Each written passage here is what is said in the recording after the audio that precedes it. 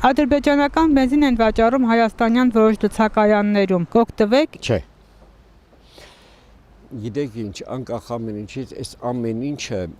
նախընտրական ինչ-որ քայլեր է։ Այս որ ձրի թոշակառուներն եսին փող չեն, բանա, որ պետք է ձրի բուժվեն, բան, էդ էլ է բան։ Էսա գտերակ ընտրություններից հետո այդ պետք է չլինի։ Սա ժամանակավոր բան է։ Ադրբեջանական բենզին ներկրելն է ժամանակավոր բան։ Կարելի է ընտրությունների հետ։ Պիս օգնել, որ փորձ են անում բերեն։ Էդ էլ գիտենք։ Չէ, չենք օգտվել։ Ինչու։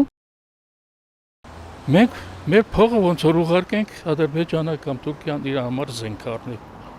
Մենք փողը տալիս ենք զենքի համար։ Նա զենք առնի, օրից որ զենք առնամ, շատացնում է, մեր պետք է նորից հարձակվի։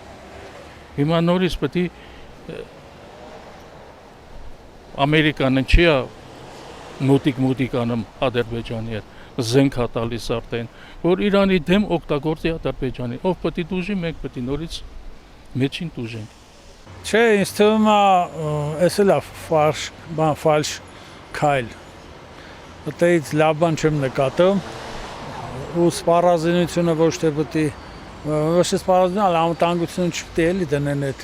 հարևանից բենզին ներկրել։ Ռուսաստանն էլ էր էլի հարևան, ինչ տարբերություն ընդեից թե ընդեից։ Հələ սա ինչ-որ տեղ թշնամի ամ էս գալիս, հոգեպես, նա գոնե էլի մի քիչ բարեկամ էր գալիս, այդ է տարբերությունը, թե չէ ուրիշից բենզին ներկրելը չեմ գտնում էլի անվտանգային լուրջ քայլ։ Չեմ օգտվում, տենց ասեմ։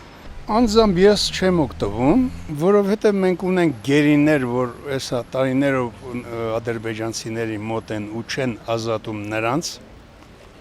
Եթե մարդը ուզում է խաղաղություն իր հարևանի հետ, թող այդ գերիներին ազատի։ Մենք մեր պետության մեջ նրանց դատաստանը կտեսնենք, եթե պետք լինի, ով մեղավոր է, նրան կդատապարտենք, ով չէ կազատենք։ Դե գիտեք ինչ, բոլոր դեպքերում շան հետ ընկերանում ես փայտի ձեռիցը պիտի չգցես, որովհետև ադրբեջանցին այն մարդն է, որ նրան վստահել չի կարելի, նրան հավատալ չի կարելի, շատ զգուշությամբ պետք է այդ ամեն ինչը արվի,